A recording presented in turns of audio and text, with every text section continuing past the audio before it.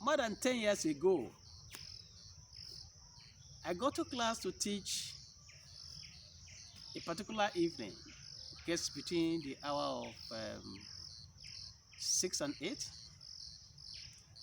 And I asked one of my students, "Where is Saki?"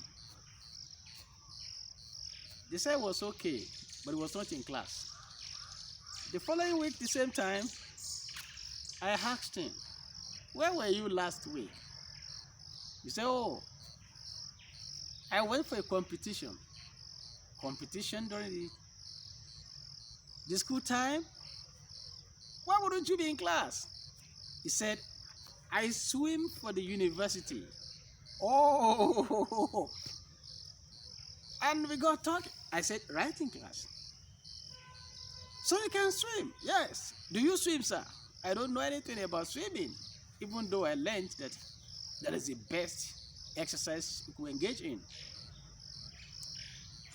So, when the noise was so much and I didn't want to feel shy, I said, okay. I will make you be my tutor. So, while I was still guiding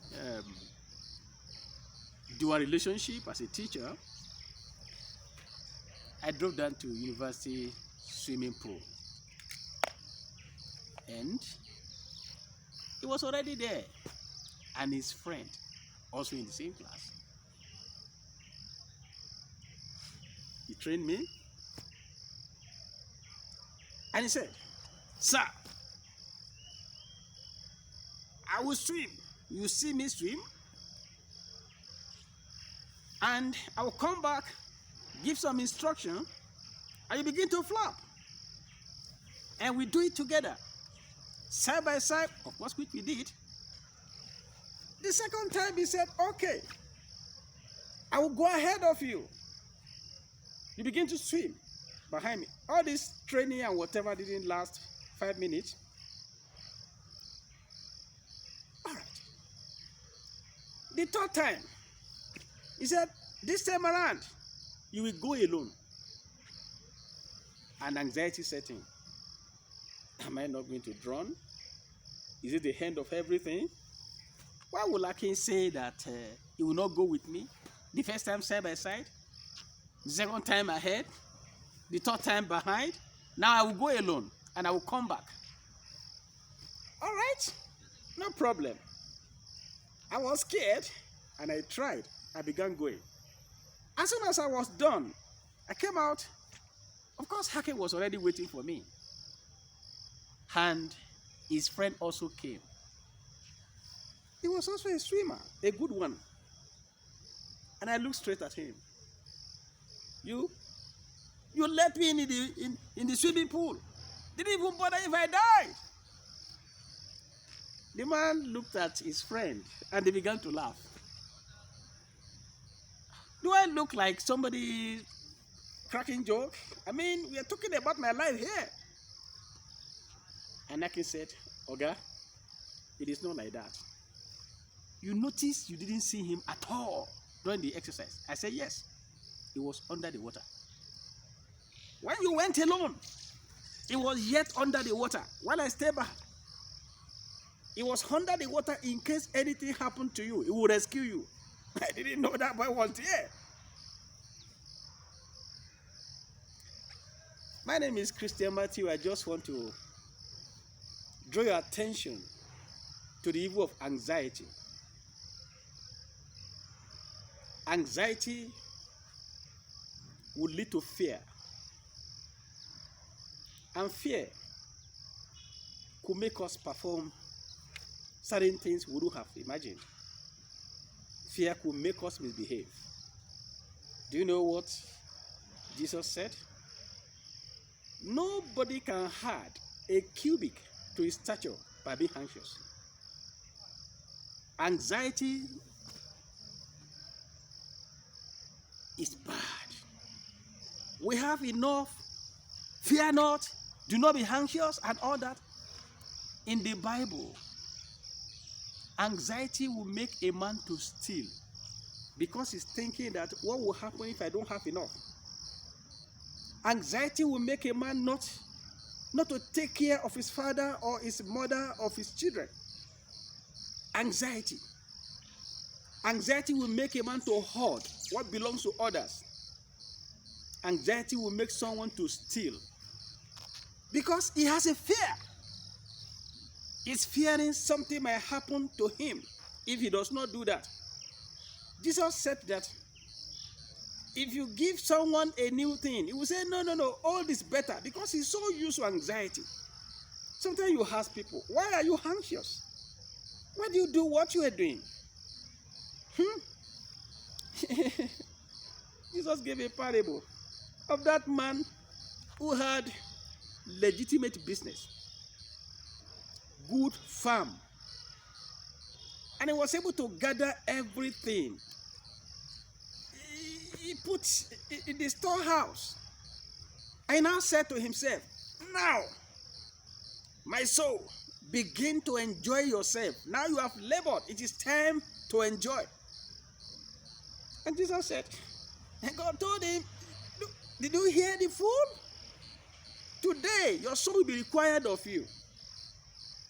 He was anxious that he needed to gather things so that he can now have sufficient time to enjoy it. Why did he labor that much? Because he's planning for future. I'm not saying that we should not plan for future. The Bible says some people will gather riches, they don't even know who will spend it. Anxiety makes us misbehave. We have some fears. Even when we have more than enough, we are still anxious. That is not enough. I must tell you what the Bible says you should be anxious of. Do not ever be anxious about what you will eat, what you will drink, what. No, don't be anxious of that. But Bible says something you must be anxious of. Can you guess that? Just guess. Nothing.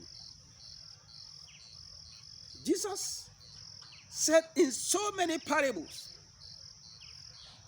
that there is no need for us to be anxious. And he illustrated, as worthy as Solomon was, he was not as beautifully decorated like any of the plants. Can you see around me here? There are so many plants. He was just telling us, do not be anxious. Philippians chapter 4, from verse 6 to 8, told us what we should be anxious of. He said, be anxious for nothing. Don't be anxious for where you will live, because it is something. Don't be anxious for your pocket, because it is something. Don't be anxious about your children's school fees, because it has a name. It's something. Children's school fees. Do not be anxious about your health.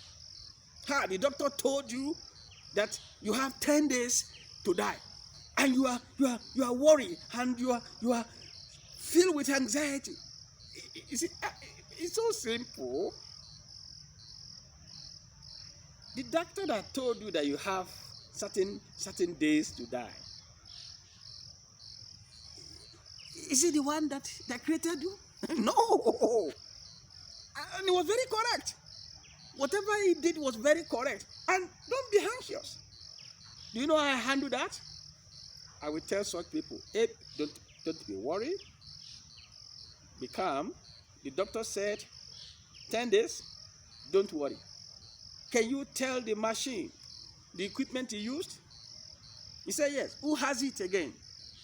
4 days after today, go to another place, go and do the test. And the machine will say you have 10 days to die, even 4 days after the first doctor said it. They are very accurate. Sometimes I see them that say, sit down. Do you know that whatever they see will have been there for 20 years? And it has been 10 days.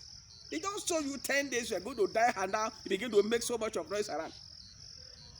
I got a friend and brother who had an accident, and I had the opportunity to be with him in the hospital at UCH. And we were rotating initially. One day, group of doctors came and they said he was scared because my brother's body temperature was too high. Did you hear me? Body temperature. If it were during coronavirus, they would have said he had coronavirus. It was down too high. And everybody was worried. And he asked me, what happened? I said, it is not a serious matter. You are just talking about your high body temperature. He said, please, can you let me talk to one of the doctors? And I drew the attention of the doctor. And he started educating him. He said, you see, since I was a child, my body temperature has always been abnormal. And he mentioned the range. The doctor said, are you sure? He said, this is me. We are talking about me. He don't know where it was coming from. That's his narrative. And they told you that the certain organ is failing. He said, I don't feel it. He said, but it's failing. They told a brother some times ago that he had sickle cell. The man said, I've never been sick. I mean, now I'm 30-something. How will I have sickle cell? I did not know. They are speaking the truth. The gadget they use is very accurate, very correct, but don't worry. You have done the best you can do. You have gone for the examination. I am saying that examination is good, but don't kill yourself over the result of the examination. Because you could have been that way for a very long time, and God knows how He sustained you. I said, be anxious for nothing. The only thing you should be anxious of is nothing. And what is that thing? If it is about money, it is something. It's like you should travel light. He that keepeth Israel does not sleep nor slumber. You have done your part. It is not your prayer that is sustaining you. It is God. So you should not allow fear or anxiety to kill you. Has God told you that He could not continue with you? He has not told you that. When people are anxious, they dip in their hand into something bad. Yes. They told you that your husband cannot father a child. And you are anxious. You went out there. You allow anxiety to grip you. And you went out there. You brought in someone else. I mean, if you want to be so shocked, maybe some few weeks later, then your husband is normal. It's okay. Anxiety will drag you to do something you do not like to do. So Bible says, be anxious for nothing. What is nothing? Nothing is nothing. And I've been on linguistics. See, there was a time I did a book, Thank God the Devil is Born Again. And I began being on linguistics because of the way I was analyzing Christian, Christ, Ian, and all that. So this is another on linguistic form. But the truth is, do not be anxious for anything. Be anxious for nothing. Nothing is the only thing that should cause your anxiety. Nothing. And nothing times 1,000 is nothing. Do not be anxious for anything. I was unnecessarily anxious. I thought I would drown. And I've been taken care of. Aki already told his friend. I saw Aki physically, but his friend was under the water in case anything happens. Shortly after I came out of the water, of the pool, the man came out himself and started laughing. Didn't know that he had taken care of that. When God says, fear not, He has meant that you should not fear because He has handled all the fears. Be anxious for nothing. Your anxiety can never deliver you.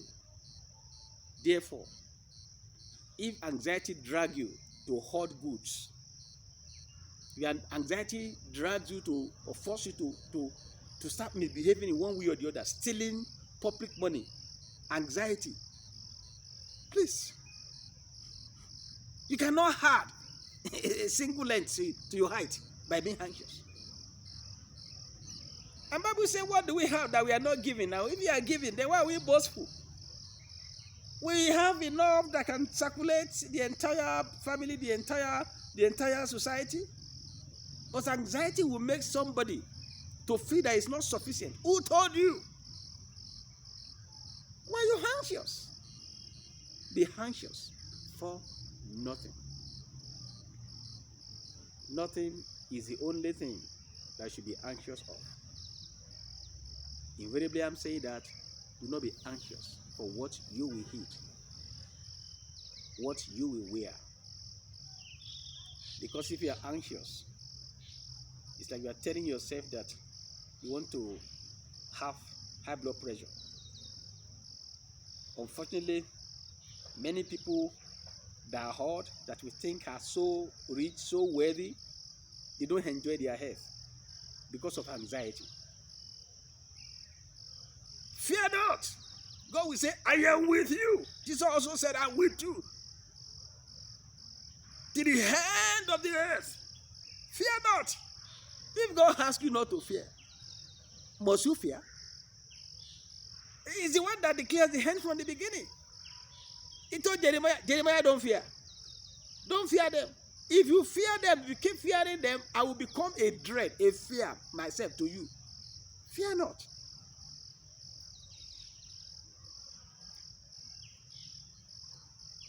Do not be anxious.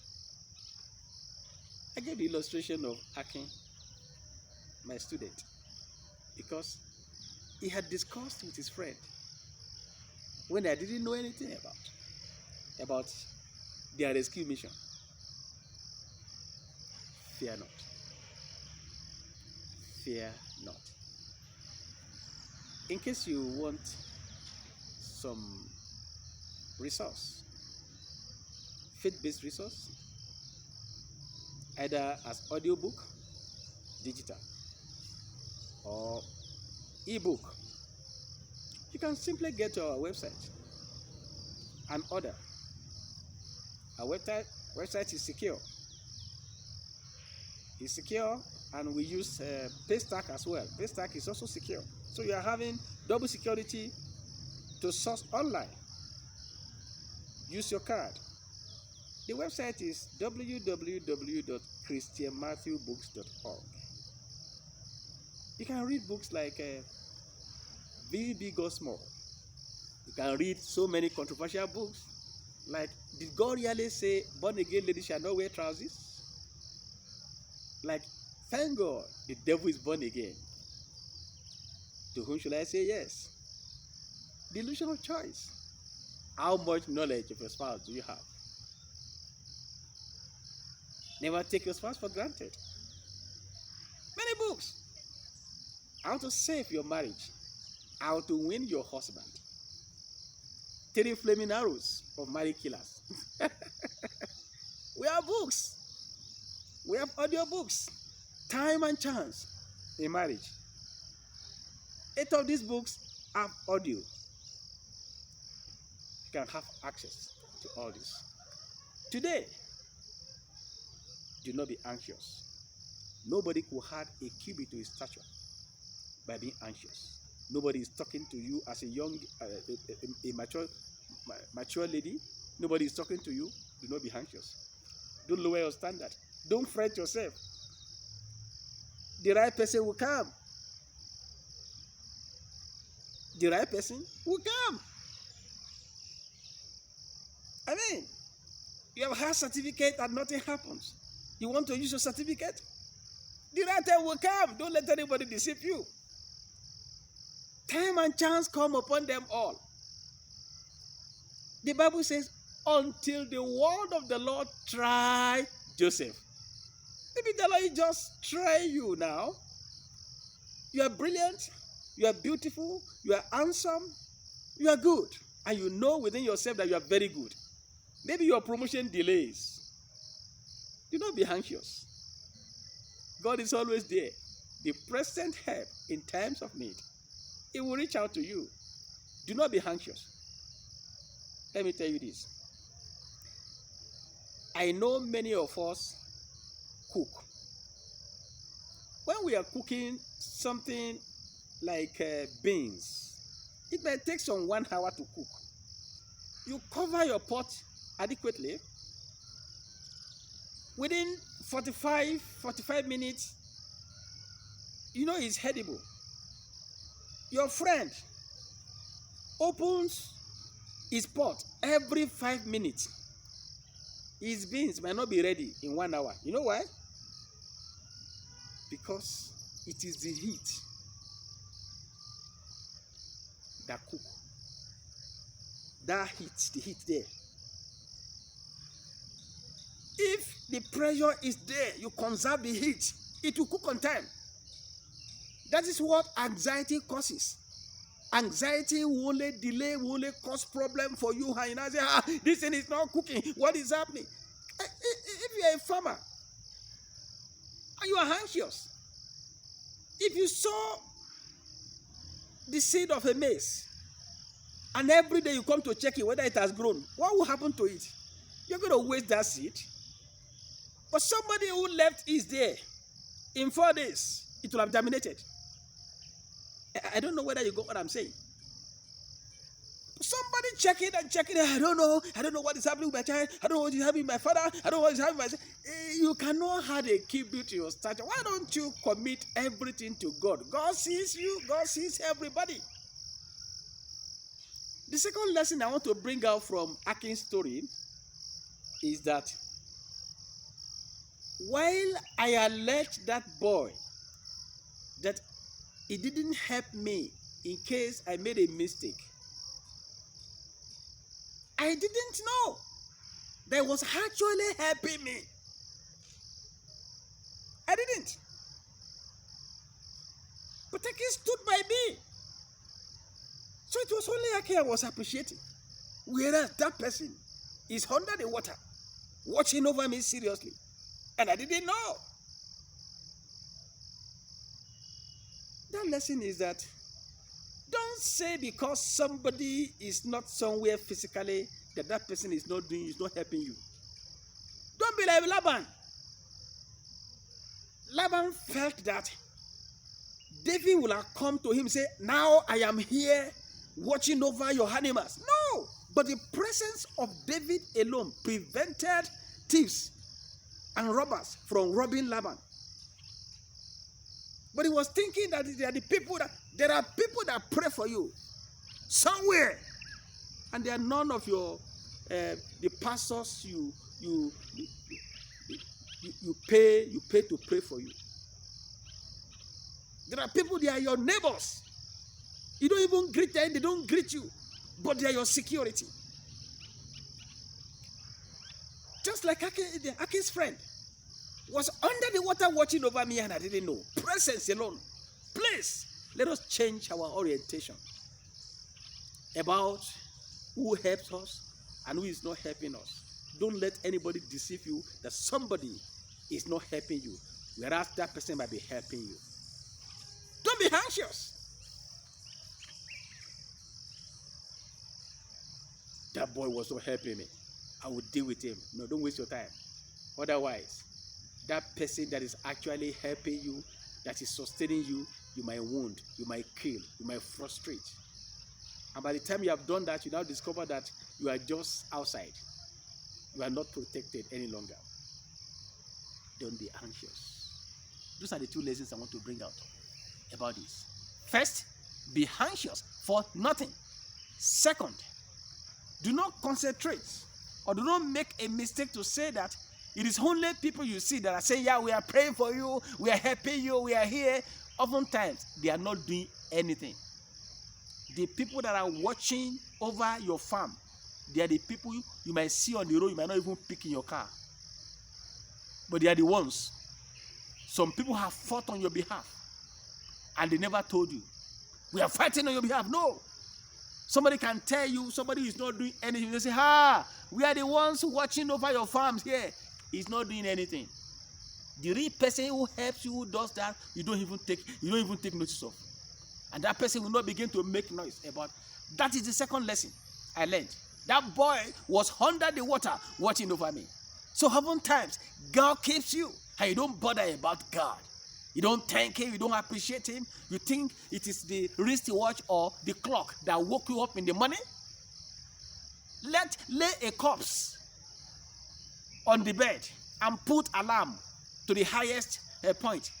If that person will wake up, it is not your alarm that wakes you up in the day. It is God. If he asks you not to be anxious, please don't be anxious. Be anxious for only one thing. That one thing is nothing. Be anxious for nothing. No, nothing.